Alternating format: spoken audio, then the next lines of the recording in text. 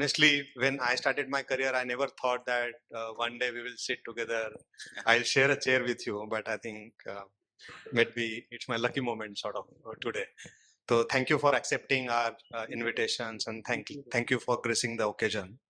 Uh, Maybe the first questions, maybe we are in 2026, and if you look at the forecast, what most people comes and they give the forecast of the next financial years. How do you see, most people say the global growth close to around 3%, India's growth about maybe 6.5, 7%. So how do you reconcile these where maybe global growth is in the slow space and India is still resilience? Do you think that we are lagging the global scale, or India is truly decoupled? Yeah. See, I think it's interesting. For India point of view, see, global growth is, if I divide into two parts, developed economy and developing economy. So developed economies, which is US and Europe. Europe growth rates are low, but US is doing well. US is doing well. Japan is picked up. So to the extent global growth is driven by US as the single largest economy. They are the large consumer of produce. So they also been a great innovator, and so therefore they have been ruling the world as a great innovative nations in every aspect. Therefore, that takes care of the global growth. From India point of view, the rest of the global growth is also coming from China. I mean, China growth rates are low. It's not because of they are not a growing country. It's also because they invested quite heavily, a little ahead of time. And that's something has made China to where they are at. Whereas India is the only country where the investment opportunities continues to remain large. And okay, our rate of growth should be higher, ideally speaking. Of course, we used to lack in, we were a large agriculture economy, then we became a manufacturing economy, then we became the service economy. Today, the service economy, to some extent, because of the global slowdown, is not attributing to as much as it should contribute to the overall GDP number. Manufacturing, of course, picking up. Agriculture is something where we not made significant investment. Agriculture growth should be somewhere around 5 or 6%. It should be there. But agriculture, one sector is where has not been still contributing as much as it should have. But if you take each of the moving parts of the government here, Make in India is manufacturing and doubling of farming income. It is to increase the output of the agriculture producer, which is coming. I think if you add up service sectors, that's also now tourism is all picking up. I think in that sense, if you see, we don't need about 9% kind of growth. We need sustained 8 or 9%, 7.5 to 8% kind of growth. I think that's what I think we are getting into that. I think from India point of view, I think we need to also look at it, how much more it can grow types. I think what is most important is actually where 7.5% is a one-time or it can long sustainable. India is the only country where the investment opportunities across the country still remain very, very large. Unlike other countries where investment opportunities are less. I think India is one country where investment opportunities are very large. I just, on a forum I was there yesterday, I was just telling where is the large pool of money even today can go is on water and water transportations. So if you ask me, the next progress that will come in Mumbai is one, of course, complete relook at the whole road infrastructure, metro connectivity, and so that road traffic gets reduced. And second is the water ways, which is from Vashi to Gateway of India.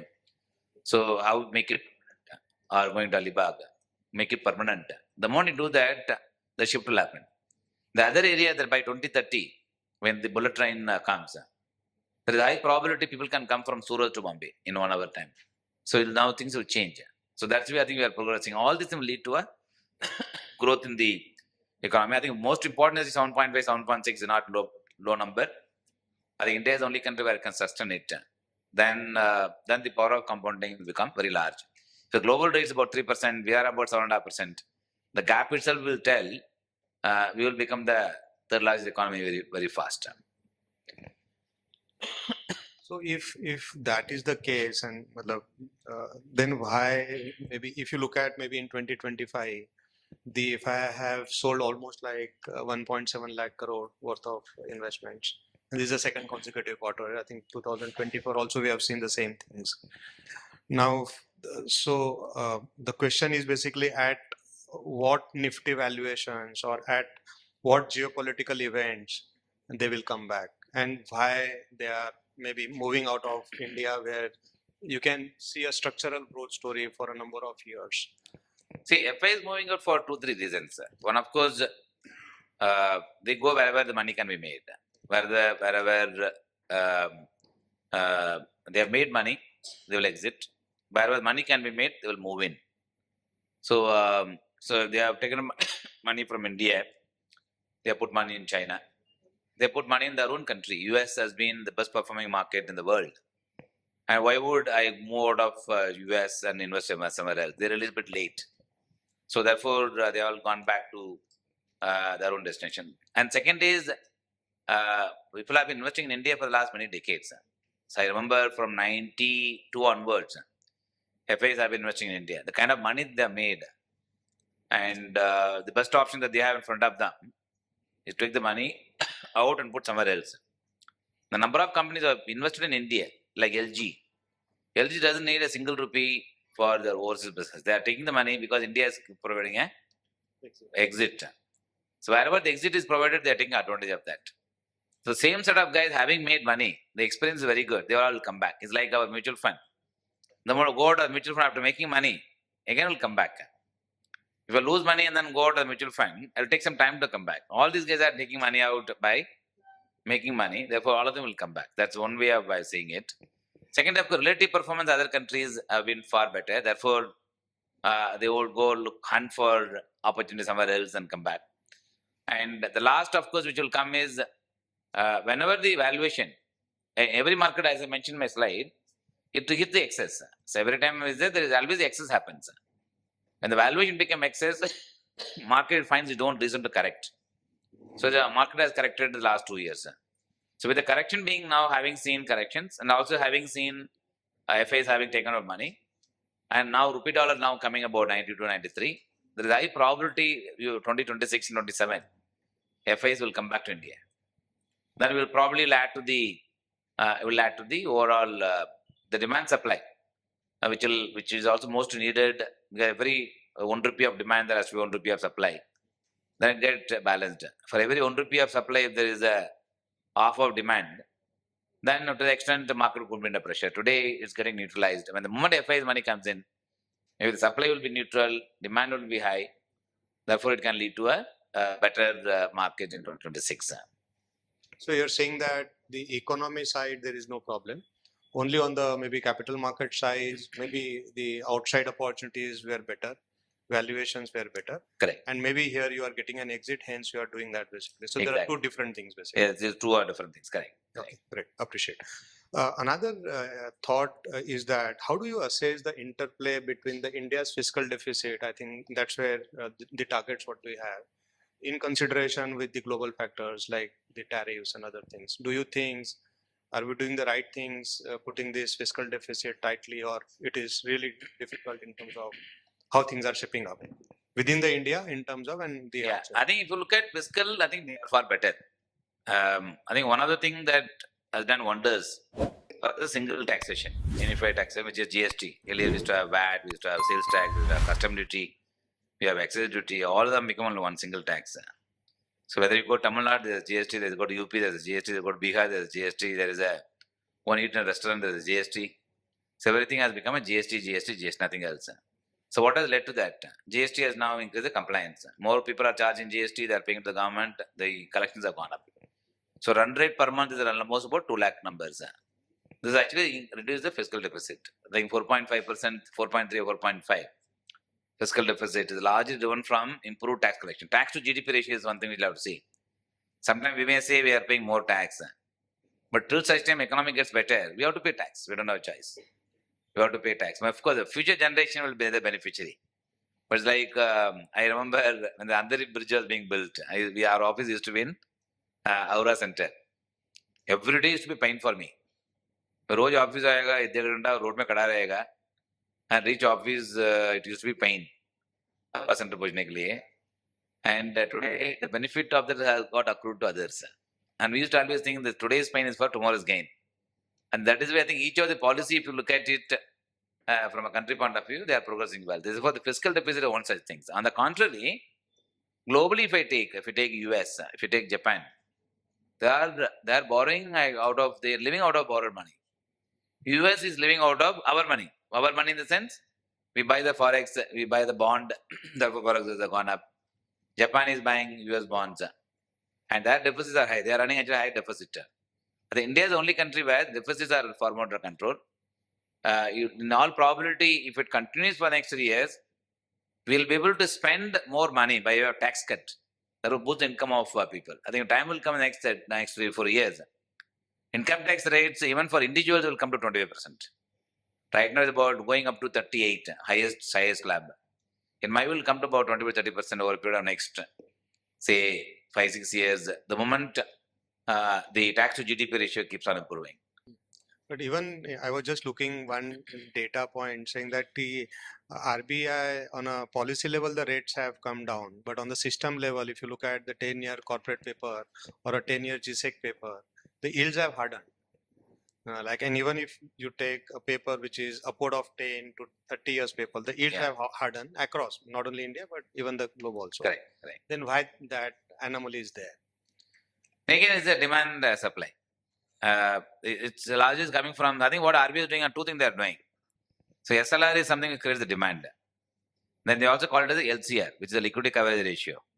So both combined put together, LCR and SLR put together. So if I take 100 rupees deposit from a bank, from you as a depositor, I am supposed to keep 30 rupees as the in government bonds, and only balance 70 rupees I can go and lend in the market.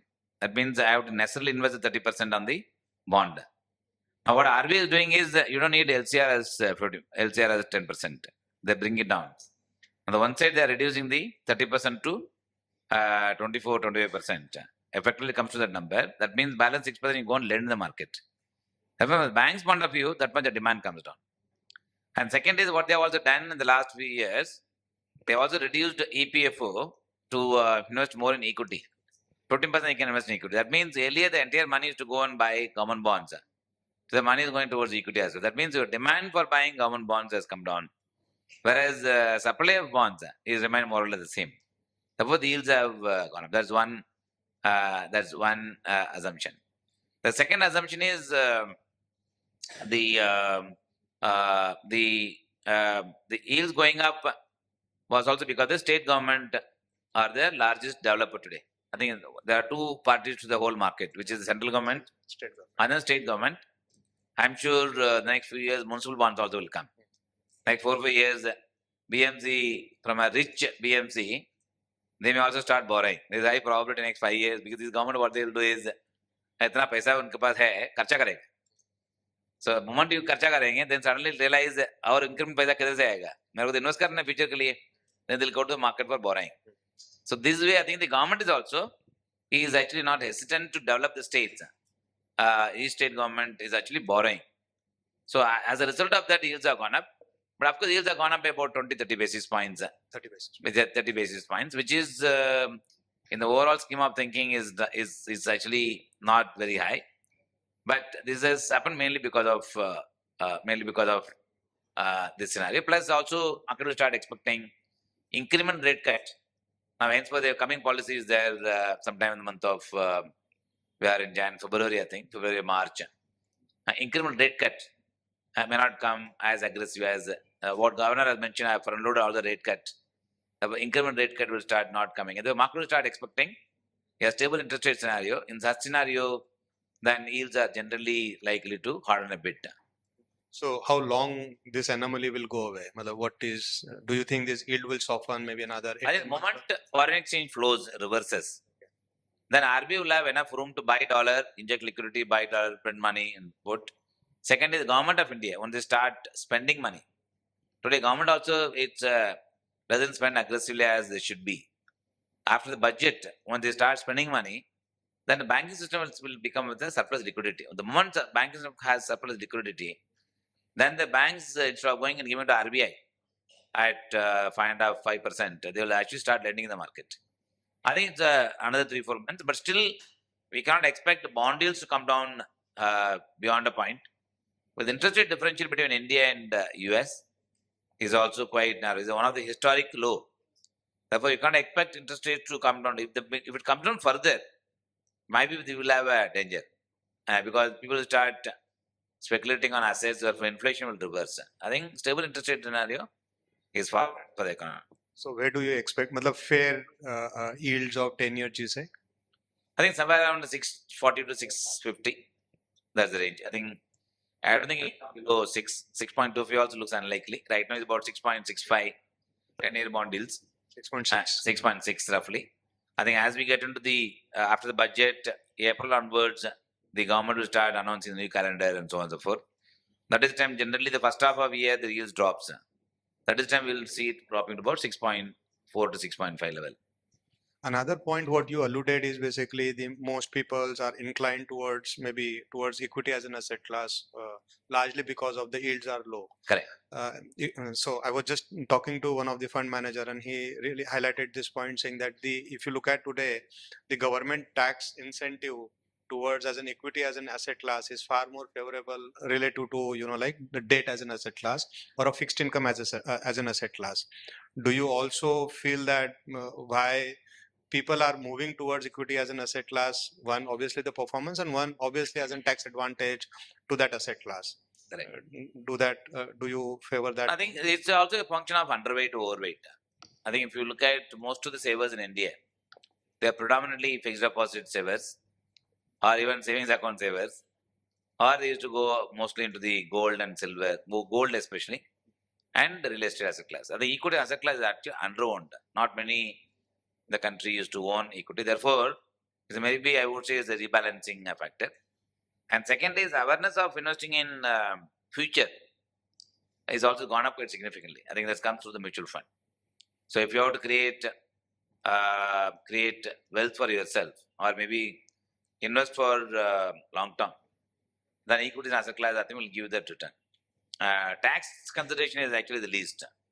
Especially the common man, they don't look at the car. They look at actually is the saving for the future. At least that there is a change in the approach. Third, I would say equity asset class. A lot of people also have lost money in equity dabbling in the fund market, especially post COVID. There are set of people who lost money in the equity market. Speculation is also equally high. All such people also have realized instead of investing in speculative assets in fund market, I would rather be better off protecting my money investing through SIP. There's a new set of interest also come. Every time there is a learning that happens, that's where it is coming. My view, equity will remain one of the preferred asset class from investors' point of view. But having said that, fixed income is a balancing factor. But retail will take some time to come to the fixed income as an asset class. But all such asset class going towards the hybrid asset class. I think if you take hybrid, is of course most of the investors are going to balance advantage fund, multi-asset gain fund. I think hybrid asset class gives the relatively a mix of everything. These asset classes were not there for 7-8 years back. It is a very clear differentiation between fixed income and equity. Now the hybrid asset class have come, and mostly people are willing to play the fixed income, equity, and gold and silver and REIT and InvIT through the hybrid asset class. In fact, I don't know how many of you know, but we saw this mutual fund Sahi Hai campaign, right? Like, I don't know how many of you know who is the architecture of that campaign. The man sitting here was the architecture of that campaign, and he was the AMFI chairman. So thanks to you for making this. Yeah, I was the chairman that time. I remember when we were having a discussion with some of my other colleagues were there for industry. When we were building it up, only one agenda that we had. Mutual fund सही है अगर coffee table में बैठ के घर पे बात करते हैं तभी म्यूचुअल फंड सही है क्या बात करना चाहिए घर पे. That should be part of a very coffee table discussion. That's why if you look at the original ad, when you come out to the first ads, they are more like somebody holding a kid in a marriage function, looking at saving for the kid, and somebody is having a cup of chai in the market having a roadside chai, and then suddenly having a samosa and thing, and then suddenly talk about mutual funds Sahi Hai. Actually, the way we created it has to become a common man, coffee table discussion. It really become very large, no doubt. And that signature campaign became the other industry people to come out. Again, the sort of, they need to think through that key, what they need to do for their industry. For example, insurance and other things. I think he gave a tough competition for to them. Yeah. Chief, Yeah, but one thing is that we also had a lot of money to spend. yeah, So yeah. I think thanks to SEBI, so we were asked to keep aside the money 1%, towards this. yeah. So that money was also available in front of us to spend. Therefore, we could go all out to spend this money. Otherwise, no industry.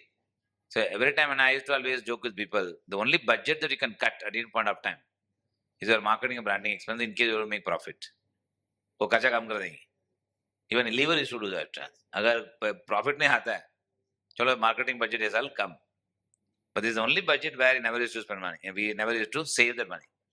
So खर्चा करना है. And I think some of the person told me that I think our ad budget was many FMCG companies, their total marketing budget also. Right. I think that give a good feeling. Yeah. But see, sometimes you may have a resources, but I think leadership makes a lot of change. Yeah, that's true. I think we were lucky that we have a people like you who grew up from that, saw the industry, saw the pains, and understood. And I think now everyone's are reaping that benefit actually. So appreciate for that. This you touched that the consumption also pattern. So the rural, I think we have seen that urban versus rural as a game, and urban, the consumption were in some stress, and the rural were picking up. So do you think the premiumization story is got into the back stage, and maybe the mass consumption will pick up, or both will prevail? I think both will. I think in the contrary, urban is not doing that great. I think rural economy is doing far better. One is because of awareness. Second is the reach and of even the quick commerce. Quick commerce is no more restricting themselves only to the Mumbai, Delhi. Quick commerce today is sitting in any parts of the country. You order anything on Amazon, it'll reach you within 2 or 3 days. You can choose your goods. You can choose your services. And this innovation has come quite aggressively. A person who is sitting in the village, if it's a mechanic, he can be part of the urban ladder, and he can get a job anywhere to do any kind of mechanical work or maybe any service work. So today, then technology actually enables uniting the country, every parts of the country. Therefore, the urban consumption has gone up, and the rural consumption has been rising. Second is the income levels, the self-employment is also rising. So that is one of my discovery when I travel all this rural India as part of my Bharat Yatra. People have found ways and means of to start their own businesses. It could be small businesses. It could be not something scalable, but it's sufficient enough for him to survive, sufficient enough for him to run his family. Such as just second-hand mobile selling is a good business. Mobile repairing is good businesses. And so likewise, if you take the rural India, that kind of business model has picked up. Taxi services, because the road infrastructure building, taxi services become actually is the bigger one. It's like Uber taxi driver versus the driver of me, which is better. So Uber probably will find it better because he can take a rest whenever he wants. Yes. When he wants, he can earn money. Whereas my driver means he has to be available 24/7. So which is better, right? He can choose.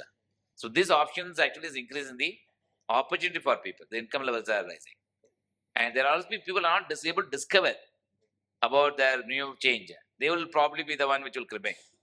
But otherwise, as long as their mindset to change and mindset to rediscover yourself, and that's what I think increases the consumption in the country. Consumption is something today at every price point you are able to get the goods. You can buy a mobile phone at 8,000 rupees price. You can also buy a mobile phone at 1,20,000 rupees. It's which choice you want to choose.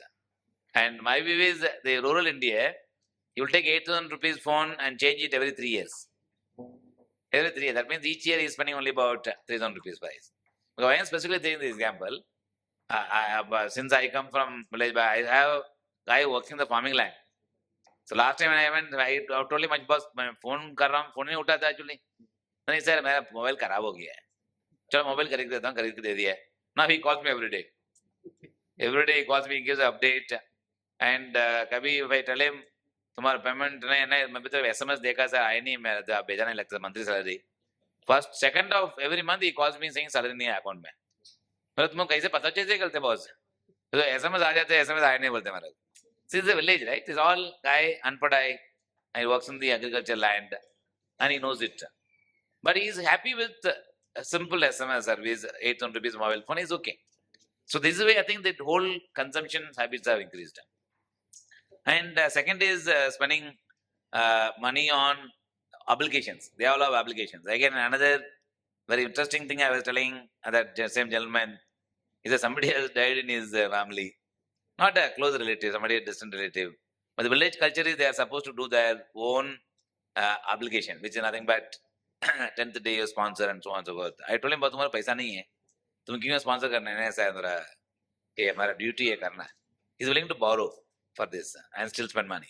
So that's the awareness have gone up. This, in my view, increase the overall consumption in the country, rural India. See, I think you meet not only maybe the retail distribution partners, but you also may be meeting the wealth partners and other things. So increasingly, if you look at in last 4 years, the retail participation in capital market is just one way up. Yeah. And even DII numbers are the all-time high related to the FIIs basically. Is there any behavioral change you are noticing from the HNI sides lately, maybe in last 1.5 years, related to the retail investors? And if yes, what would be those? So I think, see, retail investors, they stick to the basics. I think increasingly people want to come into the SIP route. I think most of the people, the HNI also, now today is looking at SIP route or STP route, because people have realized markets will remain volatile. There will be a period where I'll not make money. But the only the way I can overcome this pressure of not making money through the SIP and STP.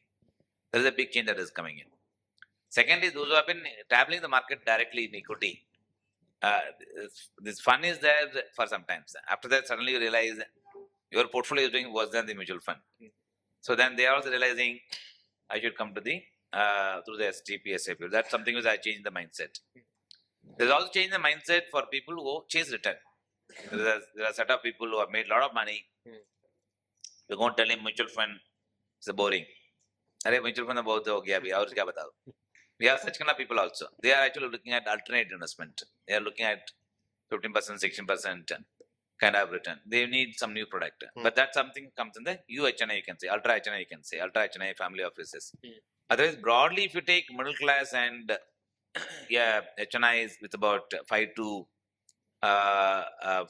7 crores kind of net worth, they predominantly nowadays they choose. That's why the SIP number is going up. But most such people are actually participating through the SIP and STP route. But that is also one data I was reading that whenever the market in a single day drops by 2-3%, there are almost 30-35% SIP number gets stops. Yes.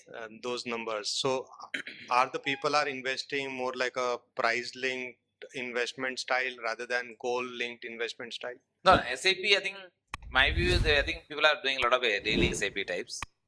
I think people are now started doing a daily SIP, weekly SIP. With the daily SIP, for even stopping is easy. With the weekly SIP, stopping is easy. If the monthly commitment is, you'll have to stop. So you see these kind of behaviors. Second is SIP stopping is something, it is, he looks at the return and not being fully aware that SIP means he has to keep investing for long. We have all the new investors coming. Somebody will come and say 23-24-year-old. I just give a simple example. I'll tell you. My son, I made him invest in US, and every time he looks at the portfolio, he says, "Appa, portfolio remains the same." Every time he says, and $10,000, he put $10,000, remained $10,000. Okay, Excel ho gaya. He thought that $10,000 will become $12,000. One hai abhi tak ka. So every time he keeps asking me, I said, "No, stay invested, stay invested, stay invested." So since I am there to advise him, therefore he is saying, I'm sure if I don't advise him, then I probably would have withdrawn again, gone back to deposits. So you see these kind of behavior in youngsters, and that's something will always remain. Every market I have seen. I think what is most important actually is the growing is most important. These withdrawal, other things will always function of various things. But again, as a pie, overall pie, I think will be small. So, with your decades of experience, what are the 2 or 3 things the retail investor should not do in this environment, maybe specifically in next 2-3 years? See, one should not run away. Since the return is not come, therefore, chala bhi nikal jate hain types. One should not, my view is, we should not run away. And the second is, don't bring in greed as part of your investing. The moment you bring greed as part of investing, then the high probability will make money. Be satisfied with whether it is 9% return or 12% return or 13% return. Or if you have chosen the right product, right mutual fund, just stay invested. Sometimes what happens is where you get swayed by returns vary from somebody would be say 10, somebody would be 30, and somebody will be 20. Then you start comparing yourself. Therefore, the high probability you will thought, इधर से निकाल उधर डाल देते हैं. Then suddenly they will realize उधर भी ऐसे ही है. Therefore, those kind of greed element, my view, should be avoided. And I think the previous question that you asked about SAP is the biggest mistake that one should not do once you start. It's like एक कदम आगे रखेगा तो पीछे नहीं रखेगा. Right? I think that's a principle we should keep. एक बार SAP चालू कर दी है, I must ensure that I'll never stop this. I think keep that principle. I think the power of compounding will be very, very high. And that's the only way we can actually do as customers. And retail investors also should never stop SAP. Never stop SAP. Maybe amount come कर दो अगर पैसा नहीं रहेगा तो, but never stop the SAP. SAP should continue. Your meter should never stop. If you like electricity, if you don't pay, the electricity will be cut. Here SAP you don't pay, you are denying creation of wealth for yourself. You are denying, you are doing a disservice to yourself. So I think the same principle will be applied. What is your view on gold and silver? Both are shining material. They have shined too much. Yeah, they will continue to shine. I think they will remain. I think again demand supply. So let's suppose if you have to put your personal money not in India because of the valuations, so which market do you think become a compelling investment for you outside India? Outside India, I think China is still there. I think China is an economy we cannot underestimate it. Whatever said and done, China is far superior in terms of scale, skill set, ability to challenge the world, and now they also can export knowledge to the rest of the world. Therefore, China is one country will remain. I think Europe is also now discovered themselves at if you have to stand alone in the current US crisis, is also a great country. Therefore, European economy also I think will do well. Last but not the least is the Saudi Arabia. And they are I think going extremely aggressive in making Saudi Arabia as one of the country to invest. So of course we cannot invest so much in Saudi, but again there is also a country which is progressing quite well. Saudi Arabia, they have discovered themselves progressive policies, which is called as MBS. The Mohammed bin Salman is a 35-year-old person who is completely revamping Saudi Arabia. Maybe it can potentially be one of the fast-growing country in the world. So these are some of the things. I mean, US of course is always remain as a leader. If you want to invest outside, US cannot be ignored. Any one investment theme if you want to pick up for India for the next decade, where you will put your money? I think equity will be that theme. Within the theme, I think consumption-led theme would be. I think manufacturing is always there, but within the manufacturing, goods and services that is produced need to be consumed. Therefore, consumption-led growth, I think, will remain. For a 10-year, I would say even mid-cap as a sector, I'm saying, because that sector will remain promising at 10 years, but may not be promising in 1 or 2 years. For 10-year view, I will still keep the money in mid-cap and consumption-driven funds. In our case, say we call it the consumption fund, Gen X fund, which for permanent. And so my own investments are there. The same way my own investments are in small cap. But I don't look at the 1 year, 2 year return. 1 year, 2 year return, then I'll feel sad. But since I've been investing for long, I keep it up as a long-term investing. Any maybe few thoughts on the spiritual aspects? Maybe all are young. Why that space? One needs to really look at. Maybe your experience, if you can really share, whatever. No, my principles, of course, do good, be good to people. And so that's something very important. And second is, see, ultimately, whatever we do, there is always a divine force which also gives us help. I think what is most important is actually is unless I put hard work, even God cannot help it. Therefore, it's extremely important, true to ourselves, and staying tuned to what I'm supposed to do. And from a work point of view, I always say work is worship. All comes later. So work is worship. Therefore, true to yourself, to the work, is very important in life. And nothing to beat hard work. You have to do the hard work. So again, there is nothing to beat. You have to be extremely sincere. You may not get what you want, but it doesn't mean that you have to move away from sincerity. So it will come. Sincerity also is very important. So these are the principles. I think if we keep, I think we can. I think fellowship gooding good for the people around. Sometimes what happens is in career we all create our own enmity. Enmity is also bad. Too much of friendship also is bad. Too much of friendship is also bad. Too much of enmity is also bad. Both are bad. Because all is momentary. All momentary. At that point of time, you will feel sad. Next moment, you will change. Therefore, why to unnecessarily hurt ourselves with this kind of thinking? Therefore, having a positive thinking at all point of time, chalo ho jayega types. So I think if we keep that thinking, in my view, God will support. So once somebody I was talking to once, he said, can I put a prayer to the God? Because sometimes we have believed that God listens to you, therefore He will give you a prayer fulfilled. Sometimes we can also ask the God, what do you want? Therefore, then He hears you and therefore He gives you. Therefore, sometimes we have to ask. And nothing wrong in asking. So these are the principles I think if we apply, I'm sure. My belief is, I think doing good, generally help people, as small as any help that I'm saying. You can do any amount of small help. I think it's just finding a job for say your neighbor will also help. Teaching somebody is also help. I mean, it need not be necessary to be only monetary. We can help in whichever way we can help. I think that will give back. It will give back you big time to individuals. It can come in any form.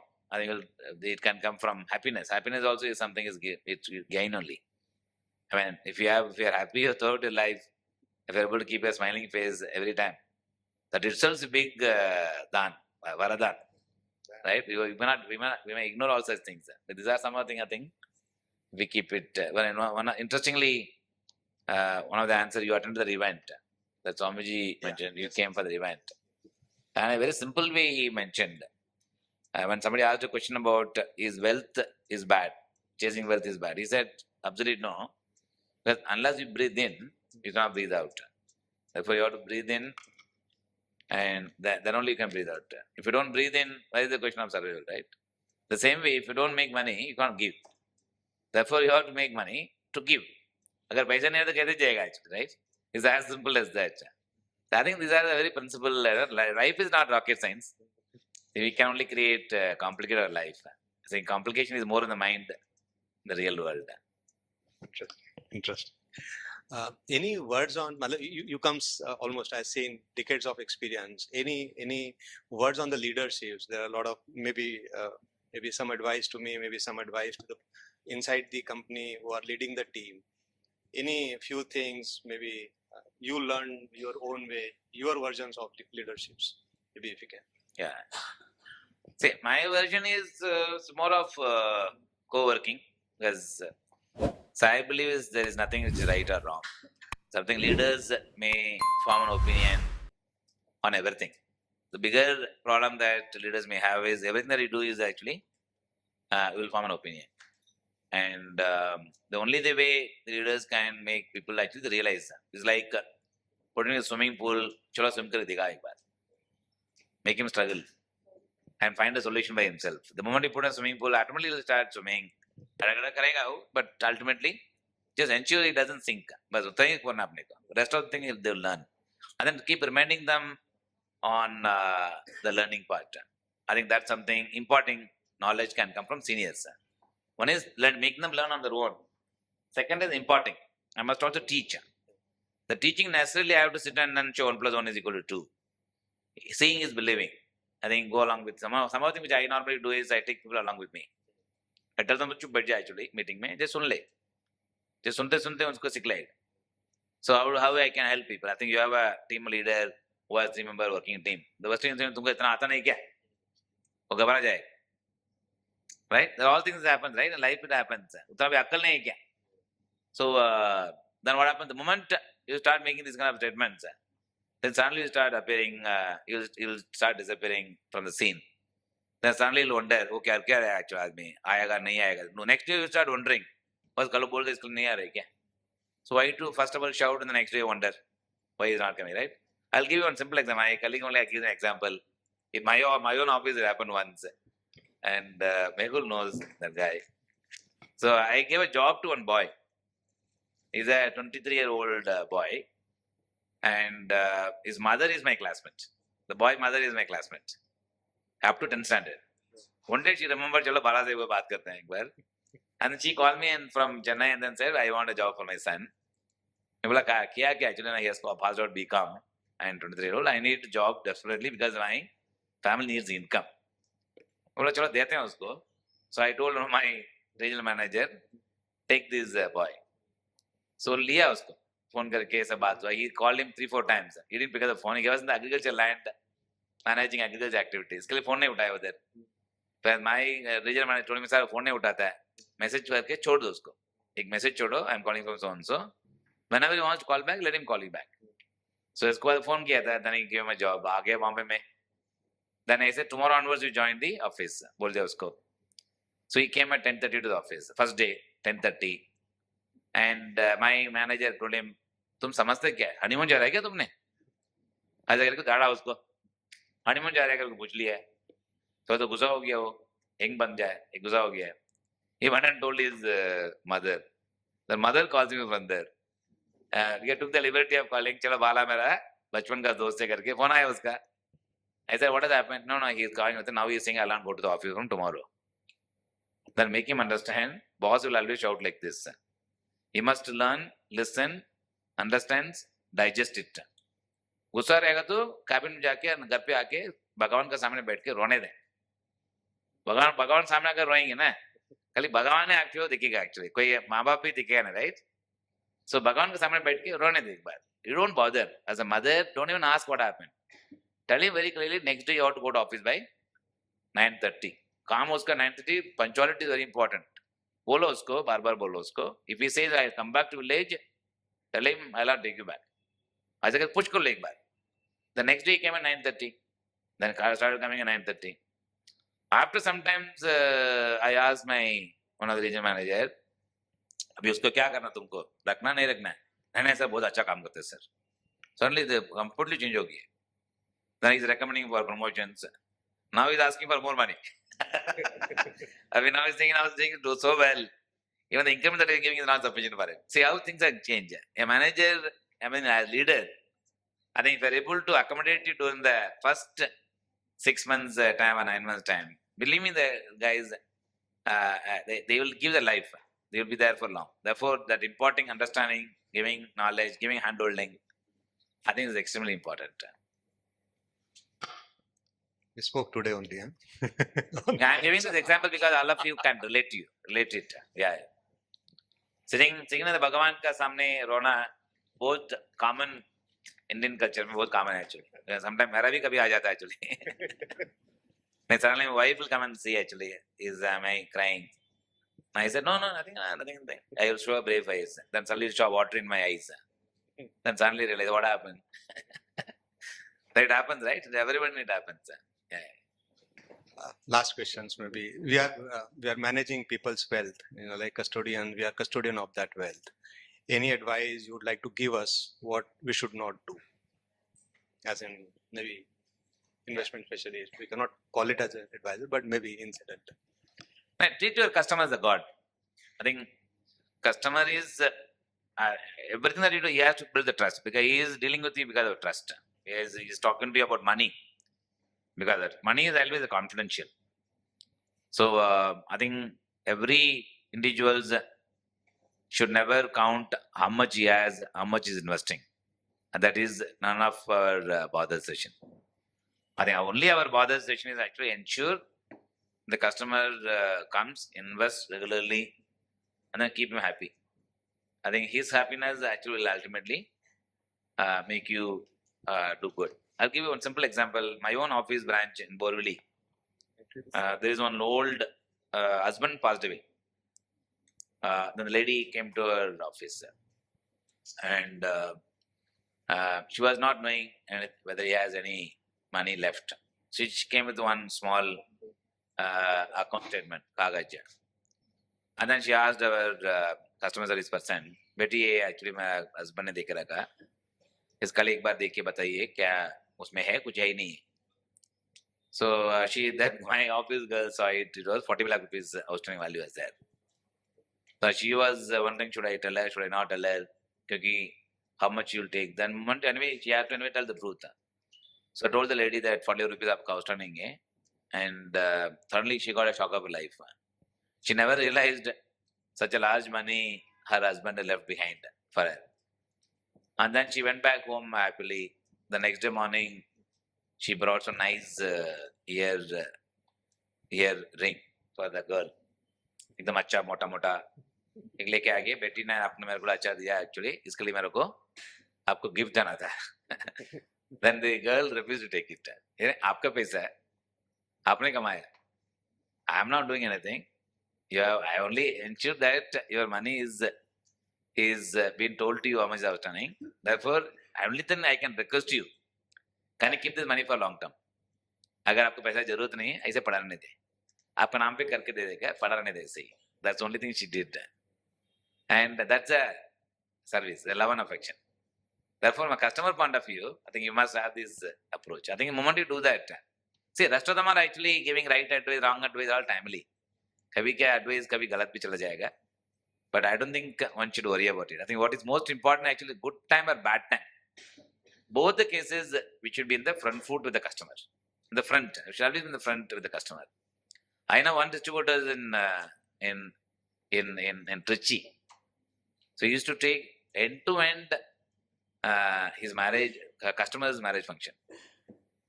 Customer घर पे कुछ marriage आ गया, end to end he used to take, right from getting the cook to everything the person used to take. Therefore, you must be willing to provide services beyond your ask. What is it called?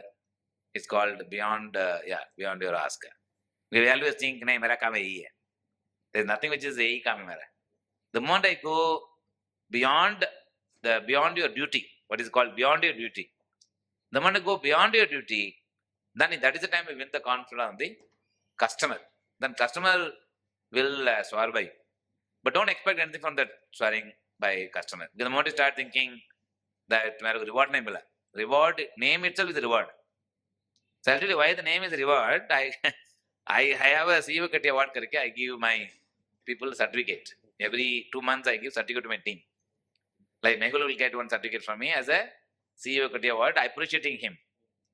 I never realized this will have so much of value to the people because happiness it comes, right?